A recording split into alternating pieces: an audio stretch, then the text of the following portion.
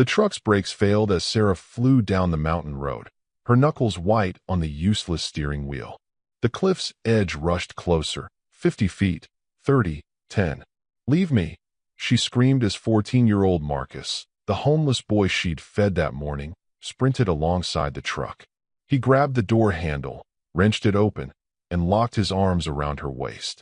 The front tires hit loose gravel at the cliff's edge. Marcus pulled with everything he had, dragging her from the seat. Then the ground gave way beneath them both. Welcome to Hell's Angels family. If you're new here, hit that subscribe button right now because this story will touch your heart in ways you won't expect. To my faithful subscribers who've been here from the beginning, may God continue to bless you abundantly. Before we dive in, let's lift this moment up in prayer. Heavenly Father, I come before you asking for your divine protection over everyone watching right now. Bless their families, Lord. Heal their bodies, provide for their needs, and give them peace that surpasses all understanding. Surround them with your favor and let your presence be felt in their lives today. In Jesus' mighty name, amen. Now, what you're about to witness isn't just a story about survival. It's about a homeless 14-year-old boy with nothing to lose and everything to prove, who risked his life to save a woman he barely knew, while her own husband plotted her death from the shadows. The brake pedal went soft under Sarah Morrison's foot, and in that single heartbeat, she knew she was going to die. It wasn't a dramatic realization, no slow-motion movie scene, no life flashing before her eyes. Just cold, stark certainty flooding her nervous system like ice water. The Ford F-150 was doing 65 down Highway 72, the mountain road twisting through Colorado wilderness like a serpent carved into stone, and her brakes had just failed. She pumped the pedal again, and again. Nothing. Just that sickening softness, like pressing into rotted fruit. The hydraulic line had to be severed. Completely gone. The truck wasn't slowing. It was accelerating, gravity pulling 3,000 pounds of steel down the mountain grade like an offering to the canyon below. No, no, no. Please God, no. The words tore from Sarah's throat, her voice high and desperate. Her knuckles went bone white on the steering wheel, tendons standing out like cables under her skin. She'd painted those nails just yesterday, a soft rose color called ballet slippers, at the salon on Larimer Street while Reaper was at the clubhouse. Such a stupid thing to remember now, with death rushing toward her at a mile a minute. The road curved sharply ahead. To her left, solid mountain face, gray granite streaked with mineral deposits, studded with scrub pine clinging to impossible angles. To her right, nothing. Just a rusted guardrail that looked like it had been installed during the Carter administration, and beyond it, empty air. 200 feet of it, ending in a boulder field that would crush her body like an eggshell. Sarah cranked the wheel, trying to use the mountain itself as a brake, but at this speed, clipping the rock face would just flip the truck. She'd seen enough accident photos at Reaper's clubhouse. The Angels loved sharing carnage over beers. To know what happened to vehicles that rolled at highway speeds. Metal twisted into abstract art. Human bodies reduced to meat and shattered bone. Her phone was somewhere in the passenger seat, thrown there when she'd fled her house in Denver 20 minutes ago. 20 minutes. That was all the time between discovering the USB drive taped under her kitchen table and this moment. Between realizing someone was framing her for trafficking and facing death on a mountain road. The cliff's edge loomed closer. 40 feet. 35. She could see where the asphalt ended, see the gravel shoulder, see the place where the earth just stopped. Her heart slammed against her ribs so hard it hurt, each beat a drum announcing her final seconds. That's when she saw him in her rearview mirror. A boy, running, sprinting at full speed behind her truck like something out of a nightmare or a miracle. She couldn't tell which. His thin frame pumped with desperate energy, his worn sneakers pounding pavement, his shaggy dark hair whipping in the wind. Marcus, the homeless kid from behind her coffee shop. The one she'd given a breakfast burrito and Gatorade to that morning, like it was just another Tuesday, like kindness was still something that mattered in a world that was about to end. What the hell was he doing here? Leave me, Sarah screamed, her voice cracking, breaking into something primal. She could see his face now in the mirror, 14 years old, gaunt from malnutrition, but his eyes burned with an intensity that didn't belong to a child. Get away from the truck. But Marcus didn't stop. He ran harder. His lungs had to be on fire. She'd left Denver 15 minutes before him, had been flying down the highway at 70 miles per hour, and somehow this kid had followed her. Somehow he'd known. 20 feet from the cliff edge, the world slowed. Sarah's brain, flooded with adrenaline, processed every detail with painful clarity. The smell of burning brake pads, the vibration of the steering wheel in her hands, the small crack in the windshield she'd been meaning to fix, the way the afternoon sun glinted off the side mirror, creating a starburst of light. Beautiful. Everything was so beautiful when you were about to lose it forever. Marcus closed the final gap between them. His hand shot out, fingers wrapping around the door handle. The metal was scalding from friction, the truck's speed generating heat, but he didn't let go. Couldn't let go. His sneakers scraped against asphalt as he matched the truck's momentum, running alongside it like he was trying to race death itself. 15 feet. With a grunt of effort that Sarah heard, even over the wind and engine roar, Marcus wrenched the door open. The hinges protested, the door swinging wide, and suddenly Sarah was staring at this homeless boy who'd materialized like some kind of guardian angel in a stained hoodie. "Get out now," Marcus roared, his voice deeper than it should be, powered by terror and determination fused into something superhuman. Sarah's hands flew to her seatbelt. The buckle. She jabbed at it with trembling fingers, but her motor control was shot, adrenaline making her clumsy. The belt wouldn't release. It was stuck, or she was pressing wrong, or God was playing one final cruel joke. 10 feet. "I can't. I won't." Panic choked off her words. The truck's front tires hit the gravel shoulder. The vehicle lurched violently to the right. Sarah felt the change in traction, felt the steering wheel wrench itself from her grip. They were leaving the road.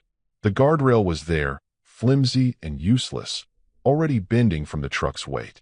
Marcus didn't hesitate. He dove through the open door, his scrawny body jackknifing into the cab, and suddenly his arms were around Sarah's waist. She felt the hard edge of his elbow dig into her ribs, felt his breath hot against her neck. His hands found the seatbelt buckle. "Hold on," he gasped. He slammed his fist down on the release button with every ounce of strength in his 90-pound frame. Click. The belt retracted with a metallic snap. The front wheels crossed the threshold, breaking through the guardrail like it was made of balsa wood. The truck tilted forward, the nose dipping down, down.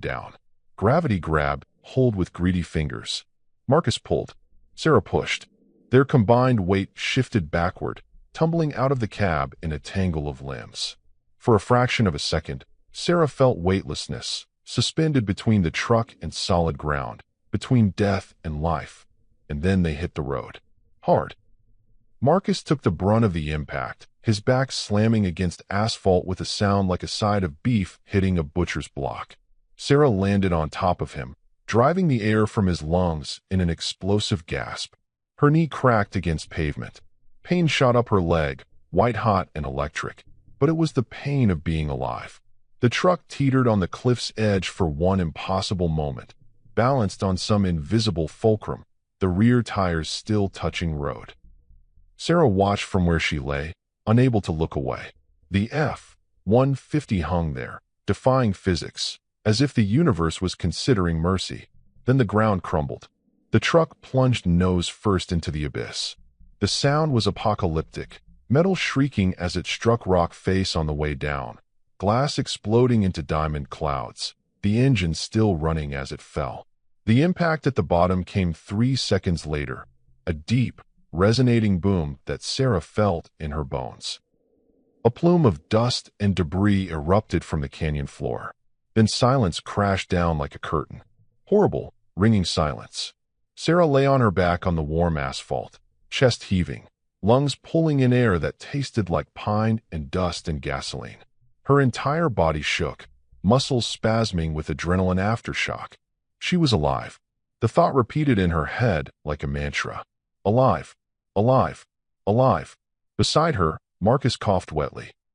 Blood trickled from a gash above his left eyebrow, running down his temple in a thin crimson line. His right arm was scraped raw from shoulder to wrist, tiny bits of gravel embedded in the torn skin. His hoodie was shredded, but his chest rose and fell. He was breathing. They both were. If you're watching this and your heart's pounding, subscribe now. You'll need to see what happens next. Sarah's voice came out as a broken whisper. She rolled onto her side, ignoring the protest from her bruised knee, and looked at Marcus.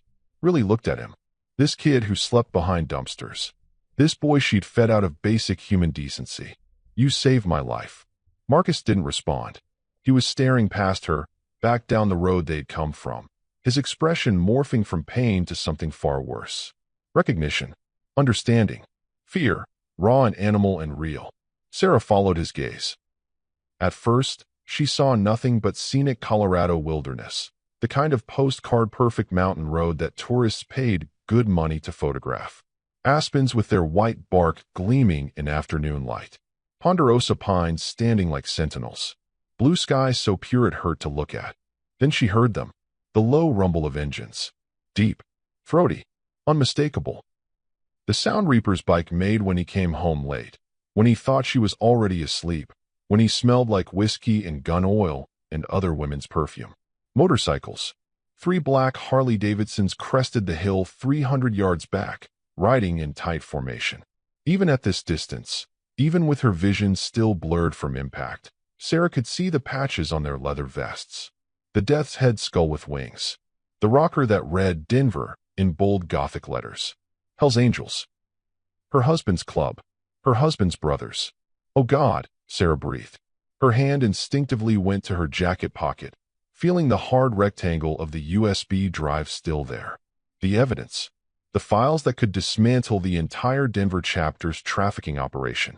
The files someone had planted in her house to frame her, to make her look like the criminal while they walked free. She'd grabbed it and run without thinking. Pure panic. Pure survival instinct. But they'd found her anyway.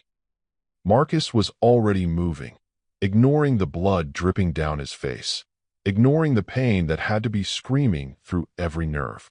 He grabbed Sarah's arm, his grip surprisingly strong for a malnourished kid. We need to leave. Right now. Wait. How did you? Sarah's mind spun. How did you know to follow me? How did you know I'd be? Later. Marcus hauled her to her feet with urgency that left no room for argument. His eyes, dark brown and ancient, locked onto hers. Those men? They're not here to help you. They're here to finish what the truck started. The motorcycle slowed, forming a line across the road 60 yards back. 3 riders dismounted in perfect synchronization, the kind of coordination that came from years of riding together, fighting together, hunting together. The one in the middle was unmistakable, tall and broad-shouldered, with a gray beard that reached his chest and arms sleeved in faded prison tattoos. He pulled off his helmet with deliberate slowness, revealing a face Sarah had seen at the clubhouse a dozen times. At the Bronco Bar on Colfax Avenue, where Reaper held court. At her own damn wedding. Rattlesnake. Her husband's right hand. His enforcer. The man who made problems disappear. Rattlesnake looked down at the cliff's edge, studying the fresh tire marks, the broken guardrail, the twisted wreckage far below. Then he looked back up the road, directly at Sarah and Marcus. Even from 60 yards, she could see his eyes narrow with cold calculation.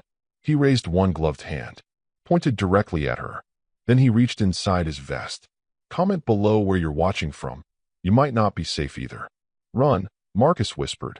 Sarah's legs moved before conscious thought engaged. They sprinted away from the road, plunging into the dense forest that bordered Highway 72. Pine branches whipped at their faces, leaving stinging welts. Roots tried to trip them with malicious intent. Behind them, heavy boots hit pavement. Rough voices barked commands that carried through the mountain air. I see them. Don't let them reach the tree line.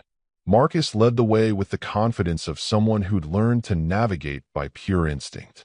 6 months on Denver's streets, sleeping in alleys, dodging cops and predators alike. Running was survival. Disappearing was art. He knew how to do both. They crashed through undergrowth, Marcus pulling Sarah deeper into wilderness that had no trails, no paths, just raw nature indifferent to human drama. Her lungs burned. Her designer boots, fry leather, bought with Reaper's credit card, she realized with bitter irony, were never meant for this terrain. The heels caught on roots. The smooth soles slipped on pine needles. But terror was a hell of a motivator. A gunshot cracked through the forest. Bark exploded from a ponderosa pine 6 inches from Sarah's head, showering her with wood splinters. She screamed, ducking instinctively, her hands flying up to protect her face.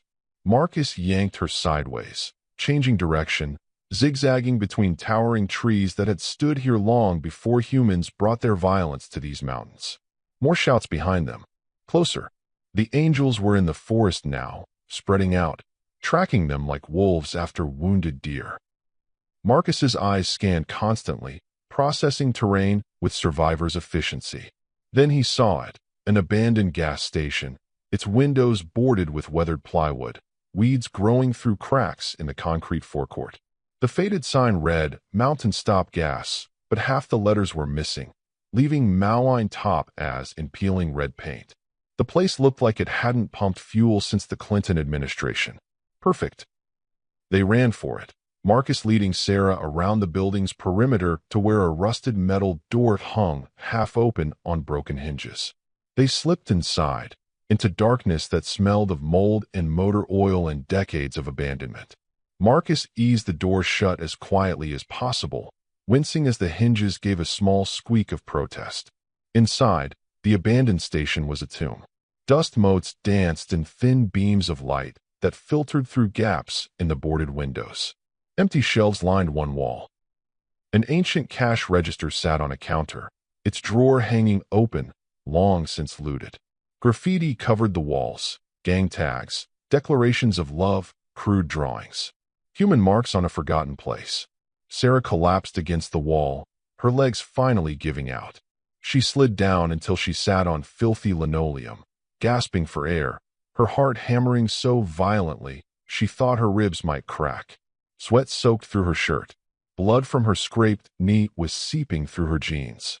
She was shaking. Whole body tremors she couldn't control. Marcus pressed his ear to the door, barely breathing, listening. Footsteps. Multiple sets. Crunching through forest debris. Getting closer. Saw them head this way. Check that building. Reaper wants her alive. The kid doesn't matter. Do what you want with him. Sarah's blood turned to ice water in her veins. Reaper. Her husband.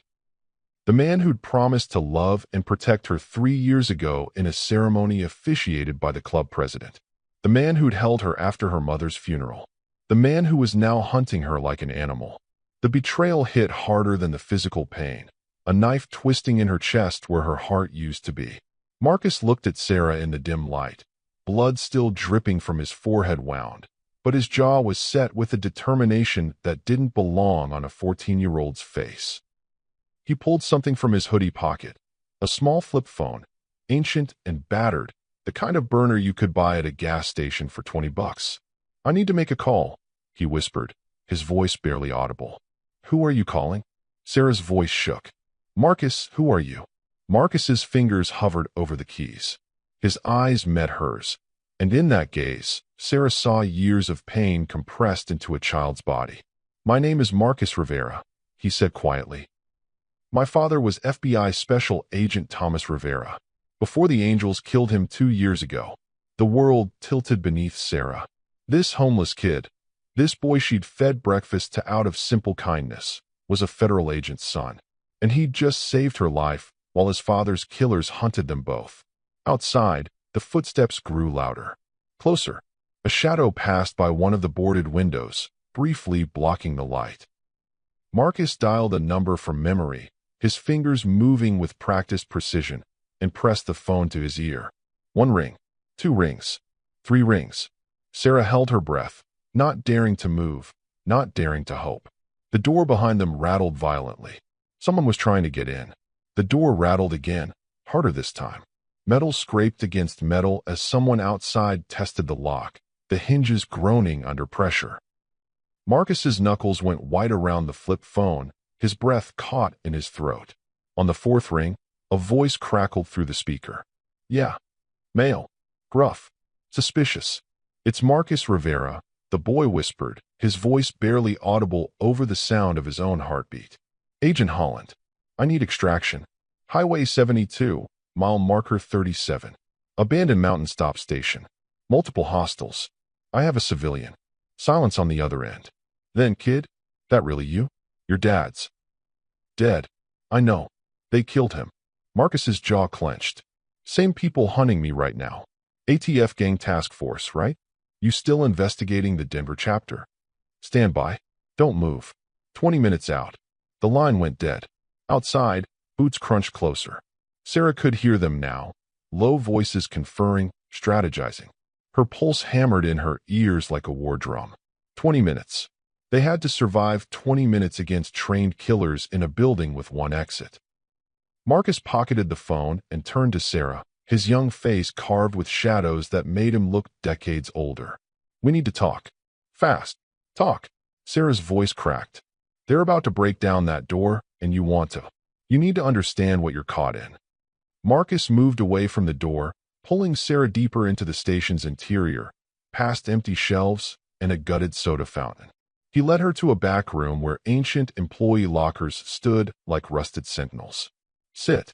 Sarah sank onto an overturned milk crate, her legs trembling. Marcus remained standing, his eyes flicking constantly between her and the doorway. Always watching, always calculating. Street instincts honed sharp by survival. My father was FBI Special Agent Thomas Rivera, Marcus began, his voice steady despite the danger closing in around them. He went undercover with the Hells Angels Denver chapter 3 years ago. Deep cover. He was building a RICO case. Racketeering, trafficking, the works. He got close. Real close. Earned their trust. Sarah's stomach twisted. 3 years ago. That was when she'd met Reaper at a bar in Lodo. When he'd swept her off her feet with his dangerous charm and rough poetry. When she'd thought she was falling for a misunderstood rebel instead of a criminal. They made him. Marcus continued, his voice hardening. Someone inside the bureau leaked his identity. I don't know who. Never found out. But 2 years ago, they took him to a warehouse in Commerce City. Rattlesnake was there.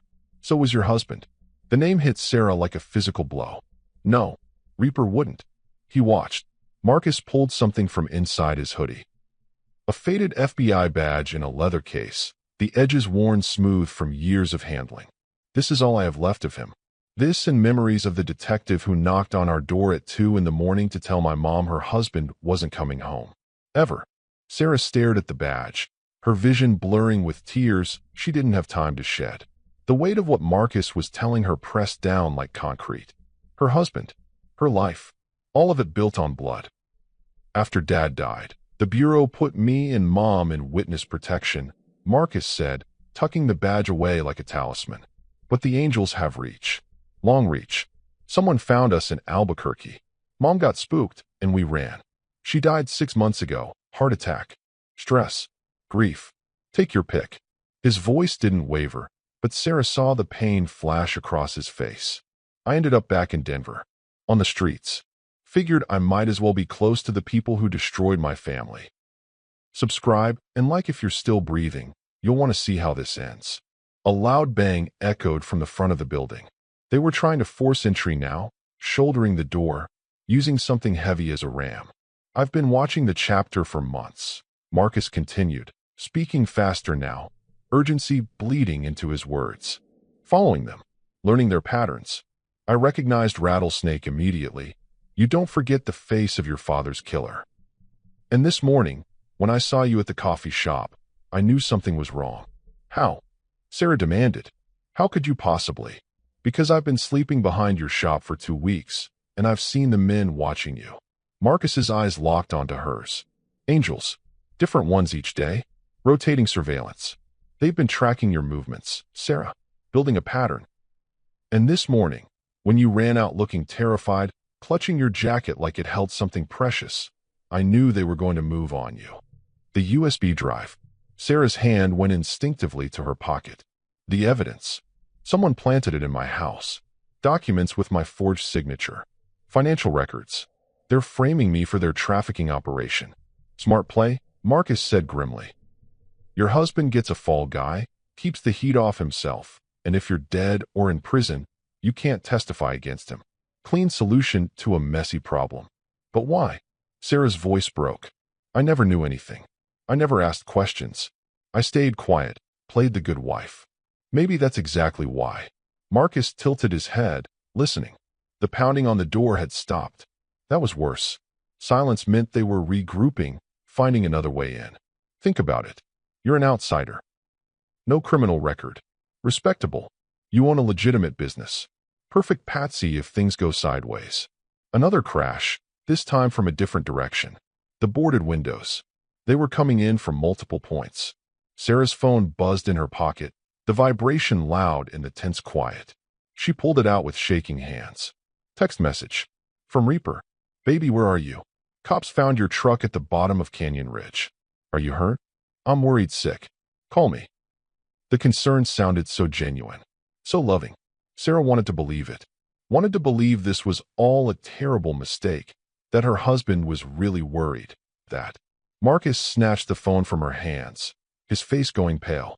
He stared at the screen, then at her, then back at the screen. When did you last check your settings? What? I don't. Location services. Marcus tapped frantically at the phone. Sarah, your location services are on. The Find My iPhone app is active. He's been tracking you this whole time. He knows exactly where we are. The words hit Sarah like ice water. Every text, every call, every moment she'd thought she had privacy. Reaper had been watching, always watching. The surveillance didn't start today. It had been happening for months, maybe years. He sent them here, Sarah breathed. The angels. He told them where to find us. And we just sat here talking while he closed the net. Marcus grabbed Sarah's arm, pulling her toward the back of the room where an emergency exit sign glowed faintly. Move. Now. They ran for the back door, their footsteps echoing on cracked linoleum. Marcus hit the push bar hard, and nothing happened. He tried again, throwing his weight against it. The door didn't budge. Sarah looked down, and her heart stopped. Heavy chain, thick padlock, secured from the outside. They were trapped. Headlights flooded through the gaps in the boarded windows, bright and blinding. Multiple vehicles. The roar of motorcycle engines surrounded the building like mechanical thunder. Sarah heard car doors slamming, voices shouting coordinates. The methodical sounds of men who knew how to corner prey. Like and subscribe before they break through. Some stories don't wait. Marcus pulled Sarah behind the employee lockers, his mind racing through impossible calculations. 20 minutes until ATF arrival. Maybe less. But they needed to survive the next 60 seconds first. The front door exploded inward with a deafening crash. Heavy boots stomped across the floor. 3 men. Maybe 4. Sarah couldn't tell. She pressed herself against the cold metal locker, Marcus's thin frame in front of her like a human shield. Her breath came in shallow gasps. The USB drive felt like it weighed 1,000 pounds in her pocket. We know you're in here, Sarah. Rattlesnake's voice carried through the building, calm and conversational, like he was ordering coffee instead of hunting humans. Reaper just wants to talk. Make sure you're okay after that accident. Hell of a thing, brake lines failing like that. Sarah's blood turned to ice. Brake lines. He'd said brake lines. Plural. As if he knew exactly what had happened. As if he'd been there when they were cut. Come on out, darling, Rattlesnake continued. And bring the kid. We'll all sit down, have a reasonable conversation. Nobody needs to get hurt. Footsteps moved closer. Systematic. Searching. Getting warmer. Marcus's hand found Sarah's in the darkness. He squeezed once. Reassurance or goodbye? She couldn't tell. His other hand gripped something. Sarah looked down and saw he'd picked up a length of rusted pipe from the floor. A 14-year-old boy with a pipe against trained killers with guns. The footsteps stopped, right on the other side of the lockers. Then a voice, different from Rattlesnake's, younger and eager. I got movement. Backroom. The locker door was ripped open. Light flooded in, blinding Sarah. She threw up her hands instinctively, unable to see who stood there. But she heard the click. Unmistakable. A gun being cocked. Well, the voice said. There you are. The man standing over them wasn't Rattlesnake. He was younger, maybe 30, with a patchy beard and wild eyes that flickered with something between excitement and methamphetamine. His Hell's Angels vest was newer than the others, the leather still stiff, the patches still bright. A prospect, trying to prove himself, trying to earn his place by catching the boss's wife. His gun, a beat-up Taurus 9mm, shook slightly as he aimed it at Sarah's face. "Don't move," the prospect said, his voice cracking. "Goddamn snake." Back room. Heavy footsteps approached from the front of the station. Rattlesnake's voice called back. "Bring him out, Chipper." Nice and easy. But Chipper was too eager, too amped, too desperate to impress. He reached for Sarah with his free hand, fingers closing around her arm. Marcus moved. The rusted pipe swung in a vicious arc, catching Chipper across the wrist. Bone cracked. The gun flew from his hand, clattering across the floor. Chipper screamed, clutching his shattered wrist, and Marcus was already moving again, grabbing Sarah and yanking her toward a section of wall where the ancient paneling had rotted through. "Go!" Marcus roared. Sarah didn't think. She dove through the gap, rotted wood splintering against her shoulders.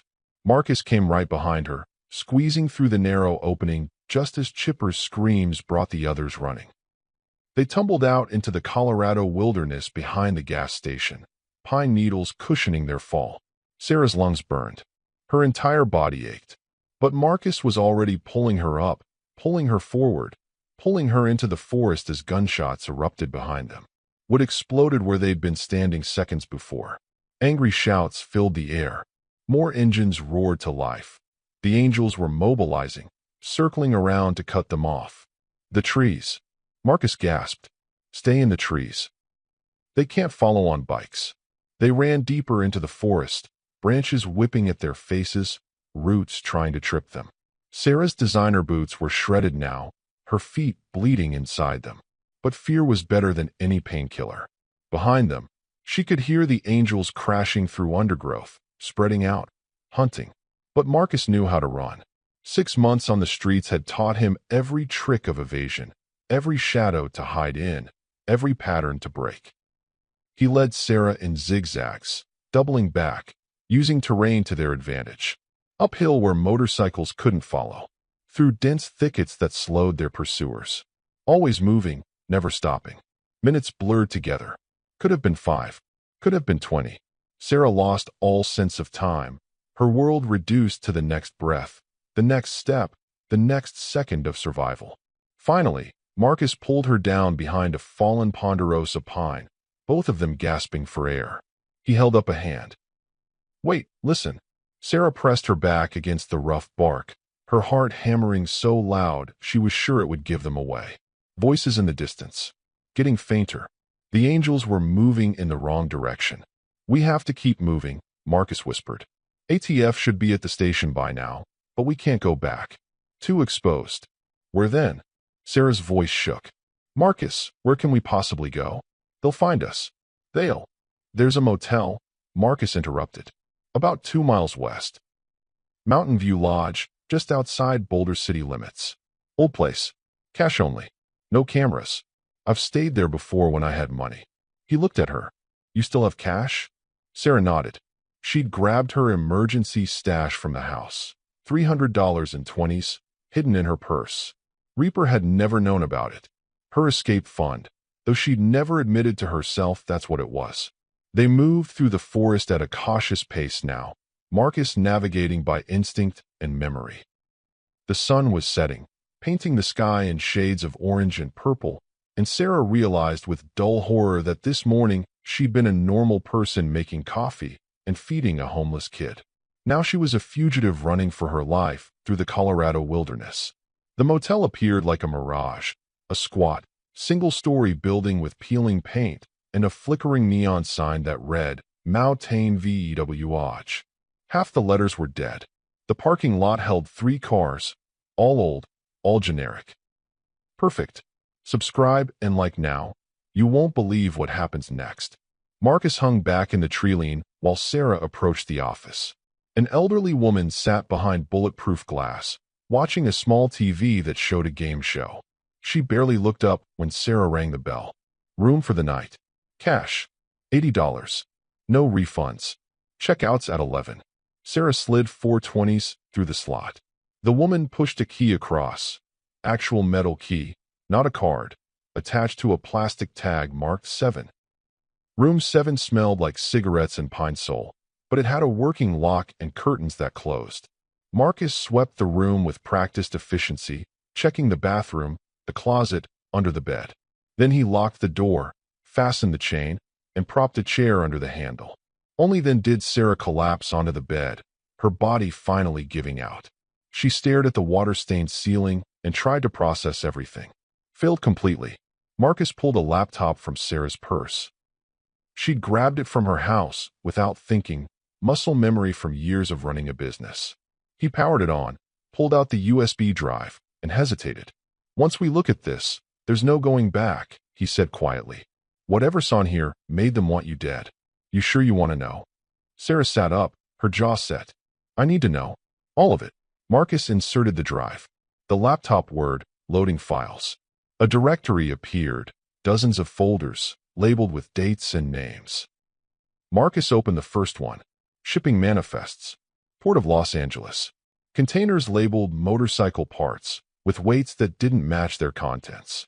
Bills of lading with Sarah's signature at the bottom. Except Sarah had never signed anything, never even heard of these shipments. The forgery was good. Really good. Professional. Someone had studied her handwriting, replicated it perfectly. Marcus opened another folder. Bank statements. Offshore accounts in the Cayman Islands. Transfers totaling millions of dollars. Account holder, Sarah Morrison. They didn't just frame you, Marcus breathed. They built an entire paper trail. Documents going back 2 years. This isn't some rush job. This is systematic. Planned. Sarah felt sick. Her name. Her signature. Her identity wrapped around crimes she'd never committed, never even known about.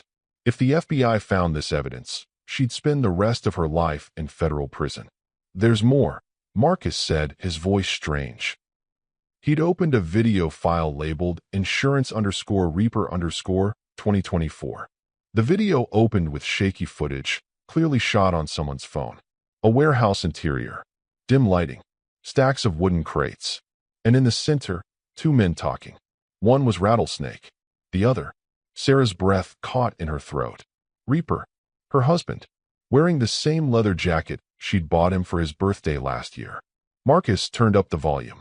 Can't keep her around much longer, Rattlesnake was saying. She's asking questions. Notice the shipping schedules. Only a matter of time before she puts it together. Reaper's face was stone. Sarah's not stupid. That's what I liked about her. But yeah, you're right. She's a liability now. So we use the frame? Rattlesnake lit a cigarette. Documents are ready. Offshore accounts are set up in her name. One anonymous tip to the feds, and she's done. Give it another month, Reaper said. Let the accounts age. More believable that way. Then we have a tragic accident. Brake failure.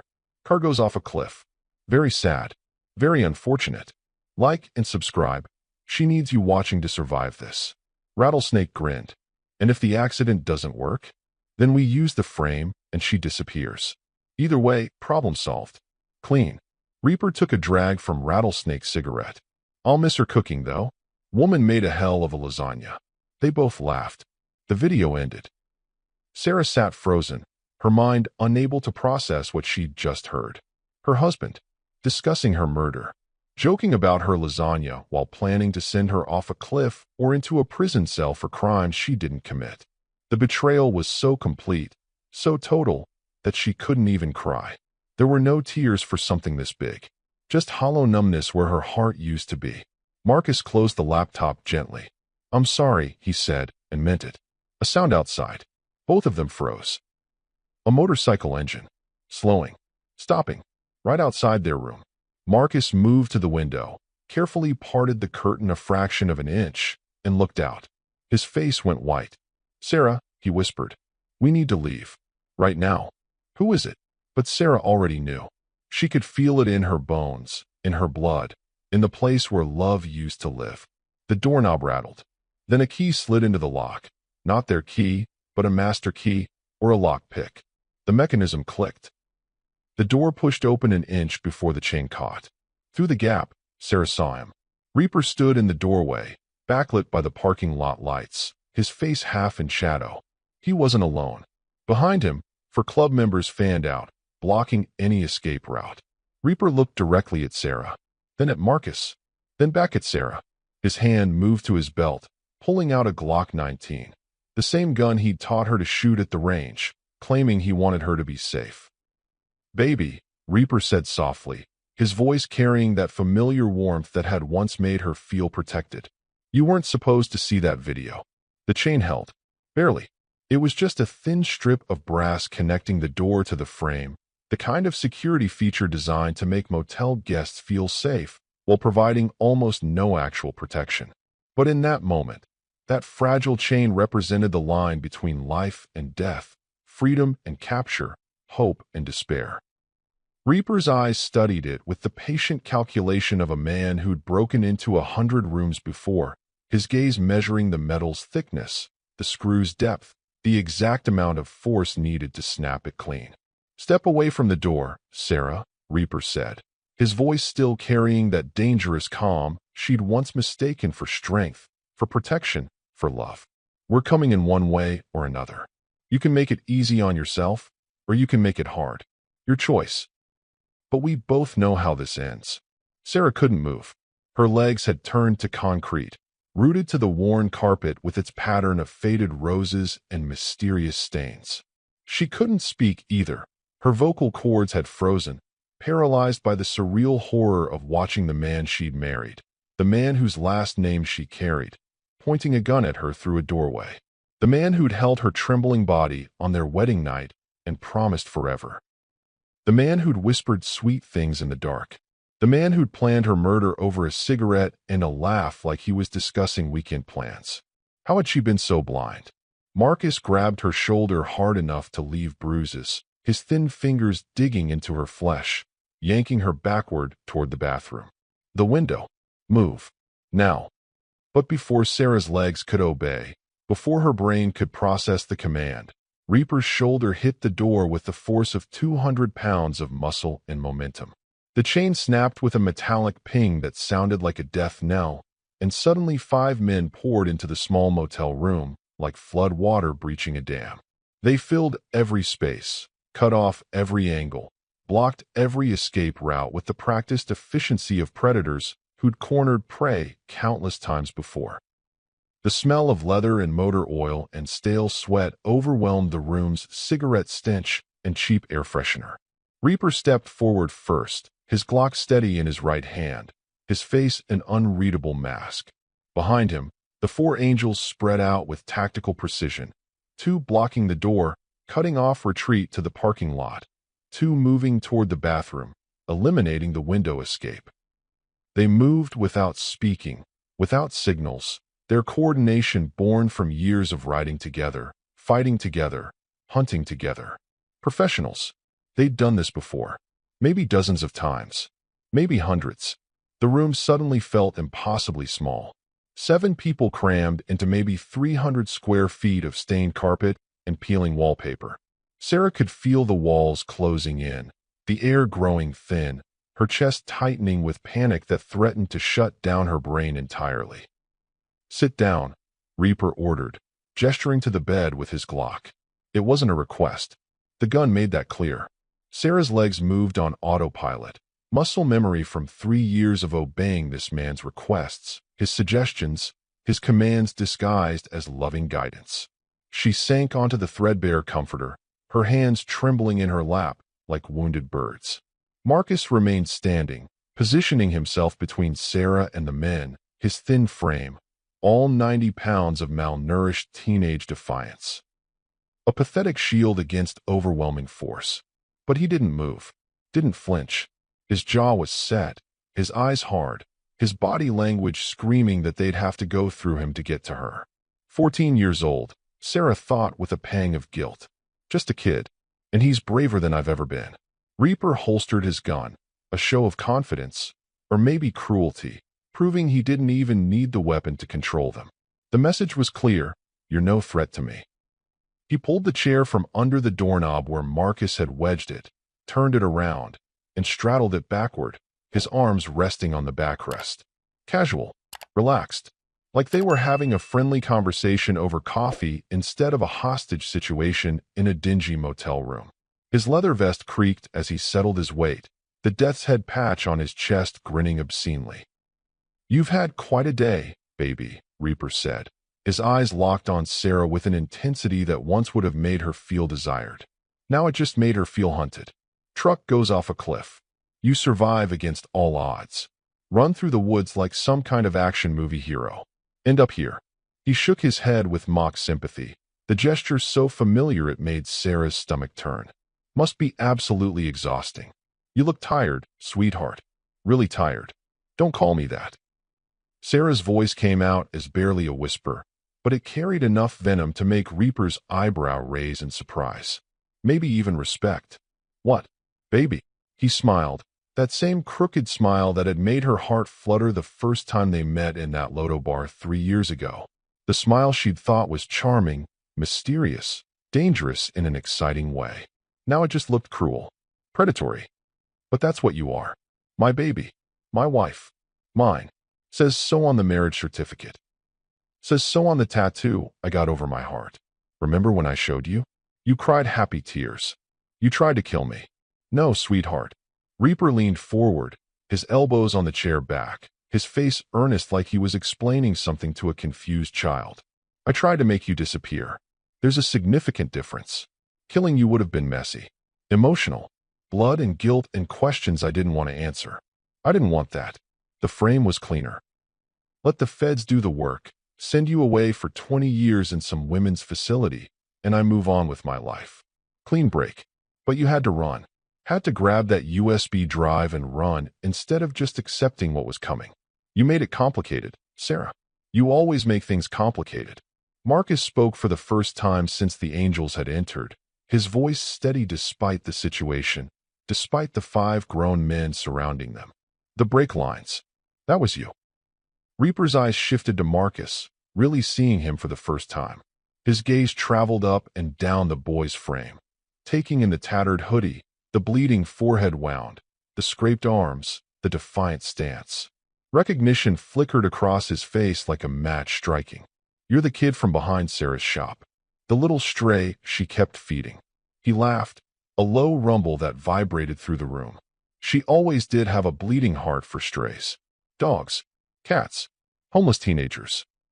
Couldn't walk past suffering without trying to fix it. But you're more than just a homeless kid, aren't you? You're something else entirely. My name is Marcus Rivera." The room went silent. The name hung in the air like cordite smoke after a gunshot. Sarah saw it ripple through the angels, the way Rattlesnake's face tightened, jaw clenching, the way the 2 men by the door exchanged glances loaded with meaning, the way one of them by the bathroom actually took a step back. They knew that name. They remembered. They probably had nightmares about it. "Rivera," Reaper repeated slowly, each syllable deliberate. He stood up, the chair scraping against worn carpet with a sound like nails on a chalkboard. "Thomas Rivera's kid. The Fed we burned 2 years ago in that Commerce City warehouse." He began circling Marcus like a shark studying wounded prey, his boots heavy on the floor. "Heard you were in witness protection. Phoenix, wasn't it? Or Albuquerque? Hard to keep track. Heard your mom died 6 months back. Heart attack, they said. Stress, probably. Grief. Broken heart from losing her husband. Rough luck for a kid your age. Real tragedy. You murdered my father," Marcus said, his voice flat and cold, stripped of emotion because emotion would break him. "Rattlesnake murdered your father," Reaper corrected, gesturing to the older man who stood against the wall with his arms crossed, looking pleased with himself. "I just watched." "There's a difference there too. Important legal difference, actually. Can't charge a man for watching. Can't charge a man for being in the room when justice gets served on a rat. Subscribe and like if your heart's racing. Marcus needs you to see this through." Marcus's hands clenched into fists, his whole body vibrating with barely contained rage. Sarah could see it building. Years of grief and fury and helplessness compressed into a 14-year-old frame, pressure building like a bomb ready to explode. His breathing came faster. His jaw clenched so tight she could see the muscle jumping. But Marcus held it together. Barely. By the thinnest thread of control. Why? Sarah asked, drawing Reaper's attention back to her, giving Marcus a moment to breathe. Why me? What did I ever do to deserve this? I never asked questions. Never interfered. Never even wanted to know about club business. Reaper sighed, like explaining was tedious, like she was forcing him to justify himself when he didn't know her anything. You didn't do anything, baby. That's exactly the point. You were perfect, squeaky clean record, legitimate business, college degree, no ties to the life, family all dead, so no one asking questions. Perfect fall guy when we needed one. The operation was expanding, moving into new territories. More money, more risk.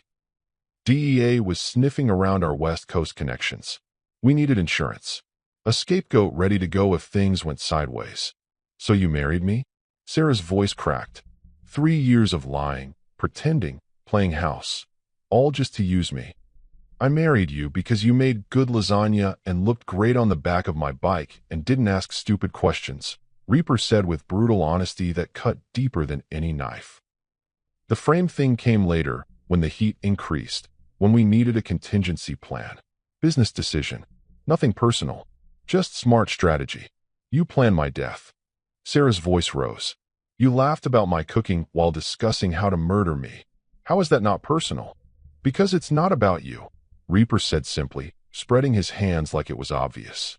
It was never about you, Sarah. It's about survival. The club. The family. The brotherhood. You're not family. You were never family. You don't become family by marriage. You become family through blood and loyalty and years of proving yourself. You were an asset that became a liability. That's it. That's all you ever were. The words cut deeper than any physical wound could reach. They sliced through 3 years of memories. Christmas mornings, lazy Sundays, whispered conversations in the dark, moments she'd treasured and replayed in her mind like favorite songs. All of it a transaction. All of it calculated. All of it worthless. Marcus pulled something from his pocket, the battered flip phone that looked like it had survived multiple deployments in war zones. He held it up for everyone to see, making sure all the angels could witness what he was about to say. Before we came here, I uploaded everything. The USB files, the video of you planning Sarah's murder, bank records, shipping manifests, names of corrupted officials, everything, all of it. Reaper's expression didn't change. His face remained that infuriating mask of calm, but Sarah saw his jaw tighten microscopically. A tell, a crack in the armor, and dead man's switch, Marcus said, holding the phone up like a talisman. I have to check in every 12 hours with a specific code or the files auto-send to the FBI's Denver field office. If anything happens to me, if I don't check in, if someone takes this phone, they get everything. Your operation burns. You all go to prison. Forever. Every single one of you. Rattlesnake stepped forward from where he'd been leaning against the wall, his face twisted with anger. Kids bluffing. Has to be. Little shits just trying to buy time. Am I? Marcus met his gaze without flinching, and Sarah saw something terrible in the boy's eyes. The kind of cold calculation that shouldn't exist in someone so young. You want to find out? Kill me right now. See what happens. But you've got about 8 hours before the next check-in is due. Think you can find the email account, crack the password, locate all the backup copies, and dismantle the entire automated system in 8 hours? Feel lucky. The room filled with tense silence that pressed down like physical weight. Sarah watched Reaper's face, saw the calculations running behind his eyes like a computer processing threat assessments. Risk versus reward. Probability analysis. The cold mathematics of criminal survival he'd been doing since he was younger than Marcus. Then Reaper smiled, and that was so much worse than anger. So much more terrifying than rage. Smart kid, Reaper said, nodding with genuine appreciation, even admiration. Real smart. Clever. Your daddy taught you well before we put him in the ground. He'd be proud, probably. He pulled out his phone with deliberate slowness, tapped the screen several times, and turned it to face Marcus. But you made one critical mistake. One fatal flaw in your perfect plan. The photo on the screen showed a woman in an FBI windbreaker shaking hands with a man in a Hells Angels vest. The location was clearly a warehouse, industrial, private, definitely not an official government facility. Clearly damning. The image quality was good enough to see faces clearly, to identify both parties, to stand up as evidence in court. Marcus stared at the photo. His face went white, all the blood draining away like someone had opened a valve. Agent Carmen Vasquez, Reaper said conversationally, almost casually. Lead investigator on your father's case.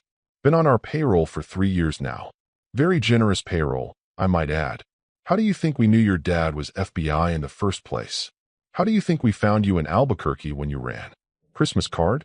Magic? He pocketed the phone, watching Marcus's face crumble. Your dead man switch sends files to the FBI. Our FBI. You're not exposing us, kid. You're just hand-delivering evidence directly to people who'll bury it deeper than your father. Marcus staggered backward like he'd been physically struck, like Reaper had punched him in the solar plexus. Sarah saw his world collapsing in real time. The last thread of hope, the final piece of his carefully constructed plan, unraveling like cheap rope. The FBI, the institution his father had died serving, had fought for, had believed in with everything he had, compromised, corrupted. The people who were supposed to protect him, who were supposed to pursue justice, were the same people who'd gotten his father killed. Like and subscribe. Some betrayals go deeper than you think. No, Marcus whispered, his voice broken. No, that's not. You're lying. Why would I lie when the truth is so much more satisfying? Reaper asked. Agent Vasquez has been very helpful. She's the one who told us about the USB drive, actually. Warned us you'd been poking around Denver, asking questions, watching the club. Said you were becoming a problem that needed solving. Marcus's legs gave out. He sank to his knees, the phone slipping from his fingers, clattering to the carpet. All the fight, all the defiance, all the desperate hope, gone. Just a broken kid left behind. So here's what happens now, Reaper continued, his voice taking on a harder edge, the pretense of friendliness evaporating. You give me that phone. You give me the laptop. You tell me every place you sent those files, every password, every email address, every backup location, every single piece of your amateur spy game. Then maybe, I let you walk away. Find another city, another state, another life where you forget you ever knew us. Where you forget your father was stupid enough to go undercover without backup. Deal. And Sarah? Marcus asked, his voice hollow, defeated. Sarah comes with me. We work this out. Husband and wife, the way God intended. Reaper extended his hand toward Sarah, palm up, like he was asking her to dance. Come on, baby. Enough games. Time to come home. Time to be smart about this. Sarah looked at his hand. The same hand that had touched her face gently, held her at night when she had nightmares, promised forever in a courthouse 3 years ago. The hand attached to a monster wearing her husband's skin. She didn't move, didn't reach out, didn't even breathe. Reaper's expression hardened into something cold and final. Wrong answer, sweetheart. He nodded to Rattlesnake. The older man moved toward Marcus with frightening speed, faster than someone his age should be able to move. Grabbing the boy's thin arm and twisting it viciously behind his back. Marcus cried out, a sound of pure agony. Another angel scooped up the fallen phone, handed it to Reaper like an offering. Passcode, Reaper demanded, holding the phone up. Marcus said nothing, his teeth clenched against pain, his face white, sweat beading on his forehead. Rattlesnake twisted harder. Something popped, the distinct sound of a shoulder joint dislocating. Marcus screamed, a raw animal sound that filled the small room and echoed in Sarah's skull. Stop! Sarah lunged forward, but hands grabbed her, rough, painful, holding her back. Please. He's just a kid. He's 14 years old. Please. Passcode, Reaper repeated, unmoved, his face showing no emotion at all. Empty. Sociopathic. Marcus's face was paper white with pain, sweat dripping down his forehead, mixing with the blood from his earlier head wound, creating pink rivulets. His breathing came in gasps, but his eyes still burned with defiance. with his father's stubborn courage. Go to hell. Reaper pulled out his Glock, chambered around with a sound like bones breaking, aimed it directly at Marcus's head, the barrel inches from his forehead. Last chance, kid. 5 seconds. 5, 4, 3. That's when they heard it. Faint at first, barely audible over Sarah's hammering heart. Then growing louder, clearer, unmistakable. Sirens. Multiple sirens. Coming fast. Coming close. Coming here. Reaper's head snapped toward the window. Red and blue lights flickered through the thin curtains, painting the dingy walls in alternating colors like some nightclub from hell. The sirens were deafening now, right outside the motel, maybe in the parking lot itself. What did you do? Reaper snarled at Marcus, pressing the gun harder against his head. What the hell did you do? But Marcus looked just as confused, his face twisted in pain and bewilderment, and something like hope. The sirens stopped abruptly. Car doors slammed. Many car doors. Then heavy boots on pavement. Then a voice boomed through a megaphone, amplified and authoritative. This is the Bureau of Alcohol, Tobacco, Firearms, and Explosives. The building is completely surrounded. Come out with your hands up. You have 60 seconds to comply. ATF. Not FBI. Not local cops. Not highway patrol. The Federal Bureau of Alcohol, Tobacco, Firearms, and Explosives, the agency that specialized in taking down motorcycle clubs, that had dismantled dozens of chapters across the country, that didn't negotiate or compromise. Reaper's face went through a rapid series of expressions: confusion, realization, calculation, fury. His eyes darted between Marcus, Sarah, the door, the window. Trapped. He grabbed Sarah by her hair, yanking her head back painfully, and pressed the Glock to her temple. She felt the cold metal against her skin, smelled the gun oil. Looks like we're negotiating now, he said. Outside, tactical teams were taking positions. Sarah could hear it through the thin walls, commands being shouted, protocols being followed, weapons being loaded. Flashlights swept the windows. The professional machine of federal law enforcement mobilizing for a siege. But who had called them? Marcus's dead man switch was set to FBI, not ATF. Sarah hadn't called anyone. Her phone was back and Reaper's tracking her. So who? Through a gap in the curtain, Sarah glimpsed a figure moving between the tactical vehicles.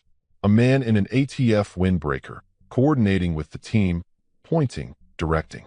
Even in the chaos, even with her vision blurred by fear and tears and pain, she recognized something about his movement. The way he carried himself. Confident. Military bearing. Familiar somehow. The man turned toward the motel, and light from a patrol car caught his face. Marcus saw it too. His expression shifted from pain to shock to something else entirely. Something like hope or horror or disbelief. Impossible to tell which. Maybe all three at once. The man outside looked exactly like an older version of Marcus. Same bone structure. Same eyes. Same way of standing. Dad, Marcus whispered, the word barely audible, barely believable. The world stopped. Marcus stared through the gap in the curtain at the impossible figure standing in the parking lot, coordinating ATF agents like pieces on a chessboard. The man had the same sharp jawline Marcus remembered from bedtime stories and wrestling matches on living room floors. The same way of standing with weight slightly forward, always ready to move. The same profile that Marcus had studied in framed photos for 2 years, trying to memorize every detail before grief erased them. But his father was dead. Marcus had been to the funeral, had watched them lower an empty casket into the ground because there wasn't enough of Thomas Rivera left to bury after what the Angels had done in that Commerce City warehouse. That's not possible, Marcus breathed, his dislocated shoulder forgotten in the shock. You killed him. I saw the death certificate. The FBI said. Reaper's gun pressed harder against Sarah's temple, but his attention was locked on the window now, his face twisted with confusion and rage. That's Thomas Rivera, he said slowly. We burned him. Rattlesnake put 3 bullets in his chest. We watched him bleed out on that warehouse floor. Apparently you didn't watch long enough, a new voice said. Everyone's head snapped toward the motel room door. It hadn't opened. They would have heard it. But somehow a man now stood in the doorway, gun drawn, ATF vest clearly visible. Not just any man. The man from the parking lot. Thomas Rivera. Alive. Breathing. Very much not dead. He looked older than Marcus remembered. Grayer at the temples, harder around the eyes, new scars on his neck that disappeared under his collar. But it was him. Unmistakably him. Kevlar vest, boys, Thomas said, his voice carrying that familiar authority Marcus used to hear when his father practiced his testimony in the bathroom mirror. 3 bullets to the chest. Hurt like hell, broke 2 ribs, but didn't kill me. You left before checking my pulse. Amateur mistake. Rattlesnake's face went white. You were dead. We checked. You checked for breathing. I wasn't breathing because my lung had collapsed and I'd lost enough blood to shut down. But the ATF had a trauma team staged 2 blocks away. They had me in surgery within 8 minutes. Thomas took a step into the room, his weapon trained on Reaper. Spent 3 months in recovery. Another 6 months building a case you couldn't corrupt or buy your way out of. And now here we are. Reaper's grip on Sarah tightened, using her as a shield, his gun still pressed to her head. One more step, and I paint the walls with her brain. No, you won't, Thomas said calmly. Because the second you fire that weapon, 12 ATF snipers have authorization to turn you into Swiss cheese. They're positioned on the roof across the parking lot, in the trees behind us, in the rooms on either side of this one. You're covered from every angle, Reaper. This isn't a negotiation. It's a courtesy. I'm giving you 30 seconds to surrender before we come in hard. Subscribe and like. Thomas needs you watching to finish this. You're bluffing, Reaper said, but his voice carried uncertainty now. Red laser dots, Thomas replied. Check your chest. Reaper looked down. 3 red dots danced across his vest, one over his heart, one on his throat, one centered on his forehead. Sniper targeting lasers. Proof that Thomas wasn't alone, wasn't bluffing, had overwhelming force positioned and ready. The room filled with tense silence that stretched like taffy. Sarah could feel Reaper's heartbeat through his hand where it gripped her hair. Fast, panicked, the rhythm of a trapped animal. His breathing had changed too, coming shorter, faster. He was calculating odds and coming up with nothing good. Let her go, Thomas said quietly. Let them both go. You're done, Reaper. Your operation is burned. We've been rolling up your network for 6 hours. Hit your warehouses in Commerce City and Aurora simultaneously, seized your product, arrested 15 members, including your chapter president. Agent Vasquez, she's been working for us the whole time. A double agent feeding you false confidence while building our case. The photo you showed my son? We staged it. We wanted you to think you were safe, that the FBI was compromised, that you'd won. The revelation hit like a bomb. Marcus's head snapped up, hope flooding his face. Agent Vasquez wasn't corrupt. The FBI wasn't compromised. His father's institution, his father's legacy, intact. Clean. Everything you told Marcus was a lie designed to make him break. Thomas continued. But my son doesn't break. Learned that from his old man. And while you were busy here, playing games, threatening children, my task force was dismantling your empire piece by piece. You've got nothing left, Reaper. No club. No protection. No way out. So let's end this the easy way. Reaper's eyes darted wildly. To the door, the window, the angels standing frozen in the room. They were calculating too, weighing loyalty against self-preservation. Sarah could feel the shift in energy, the way pack animals sense when the alpha is wounded. 20 seconds, Thomas said. We're brothers, Reaper said to his men, desperation creeping into his voice. Angels don't surrender. We fight. We. One of the angels by the door slowly raised his hands. I'm out, Reaper. This is done. Traitor, Reaper snarled. Survivor, the man corrected, interlacing his fingers behind his head. ATF, I'm surrendering. Don't shoot. The dam broke. The second angel by the door followed suit. Then one by the bathroom. Hands up. Surrendering. Leaving Reaper alone with Rattlesnake, who looked at his friend with an expression of profound betrayal. Snake, Reaper pleaded. Brother. Rattlesnake looked at the red dots on his own chest. 3 of them, same as Reaper. He slowly released Marcus's dislocated arm, and the boy collapsed forward with a gasp of pain. Rattlesnake raised his hands. 10 seconds, Thomas said. Reaper was alone now, completely alone. The gun trembled against Sarah's temple. She could feel his indecision, his panic, his rage all compressed into the hand that held her life. I loved you, Sarah said quietly, the words surprising even her. I really did. That was real, even if nothing else was. You could have had that. You could have had a real life. You chose this instead. Something in her words cracked something in Reaper. His grip loosened microscopically. The gun lowered a fraction of an inch. Not much, but enough. Like and subscribe if you're still holding your breath. Thomas moved with trained precision. One shot, not at Reaper, but at his gun hand. The Glock flew from Reaper's grip, clattering across the floor. Before Reaper could react, Thomas closed the distance, tackling him away from Sarah. They hit the ground hard, Thomas's knee in Reaper's back, zip-tie handcuffs appearing from nowhere, binding Reaper's wrists with practiced efficiency. You're under arrest, Thomas said, his voice cold and professional. Attempted murder. Conspiracy to commit murder. Human trafficking. Racketeering. You have the right to remain silent. I suggest you use it. ATF agents poured into the room from every direction. Through the door, through the bathroom window, through the adjoining room's connecting door. They secured the angels efficiently, reading rights, applying restraints, clearing the scene with military precision. Sarah collapsed onto the bed, her legs finally giving out completely. She was shaking, full body tremors she couldn't control. It was over, really over. She was alive. She was free. Marcus crawled toward his father, cradling his dislocated shoulder, tears streaming down his face. Dad? Is it really you? Thomas Rivera looked at his son, his boy, who'd survived 2 years thinking he was an orphan, who'd lived on the streets, who'd saved a stranger's life, who'd been braver than any 14-year-old should have to be. He pulled Marcus into a gentle embrace, careful of the injured shoulder. It's really me, Mijo, Thomas whispered. I'm sorry. I'm so sorry I couldn't tell you. Witness protection protocols. If the angels knew I was alive, they'd have hunted you and your mother forever. I had to stay dead until we could finish this.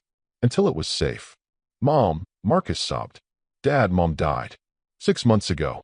She thought you were gone, and she. Thomas's face crumbled. I know, son. The Bureau told me. I wanted to come to you so badly, but I couldn't. Not until this was done. Not until you were safe. He held his son tighter. But I'm here now. I'm here, and I'm not leaving again.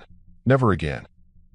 Paramedics arrived, carefully examining Marcus's shoulder, Sarah's injuries, checking vital signs with professional detachment. They popped Marcus's shoulder back into place with a motion that made Sarah wince, though Marcus barely flinched. He was too focused on his father's face, making sure he was real, making sure this wasn't some grief-induced hallucination. Agent Holland, the man Marcus had called from the gas station, appeared in the doorway. Clean scene, Thomas. All subjects in custody. No civilian casualties. Good work. Not me, Thomas said, nodding at Marcus. My son kept them alive until we could get here. He's the hero. Him and Sarah both. Holland looked at Marcus with new respect. Rivera's kid, huh? Got your old man's instincts. We could use someone like you when you're older. If you're interested. Marcus just hugged his father harder. 3 months later. The small diner in Spokane, Washington smelled like coffee and fresh pie. Sarah Morrison, now Sarah Collins, according to her new driver's license, poured refills for the lunch crowd. Her blonde hair was different from the dark brown she'd worn in Denver. Her style was different too. More casual, less designer, more real. Behind the counter, Marcus Rivera, now Marcus Collins, wiped down tables with the methodical efficiency of someone who'd worked food service before. His glasses were new, thick-framed and practical. He'd gained weight, filled out, looked healthier than he had in years. A scholarship to a private school was starting in the fall. His father had insisted. Thomas Rivera visited every weekend, making the drive from his new ATF posting in Seattle. They were rebuilding what had been stolen, father and son, finding their way back to each other. Sarah and Marcus had become something neither expected, family. Not by blood, but by choice. By survival. By the bond forged in fire and fear and the determination to live. The bell above the door chimed. Sarah looked up reflexively, coffee pot in hand, ready with her standard greeting. A man walked in wearing a leather vest. Different chapter, different state, but the patches were unmistakable. Hell's Angels. He sat at the counter, looked directly at Sarah, smiled, not friendly, not threatening, just knowing. Coffee, please, he said. Then, quieter, so only she could hear. Sarah. Marcus appeared behind the counter, his eyes locked on the man, his hand reaching under the register where Thomas had installed a panic button connected directly to the FBI field office. The man's smile widened. He placed something on the counter. A playing card. Ace of spades. The death card. Tell Tommy I said hello, the man said. He stood, dropped a $20 bill next to the untouched coffee, and walked out. Sarah and Marcus stood frozen, watching through the window as the man mounted his motorcycle and rode away. The message was clear. They'd been found. The Angels had long memories. This wasn't over. Sarah's hand found Marcus's. They stood together in the quiet diner, the lunch crowd oblivious to the threat that had just walked through their door. We called Dad, Marcus said quietly. Right now? Sarah nodded. But they both knew the truth. You don't escape the past. It just finds new ways to hunt you.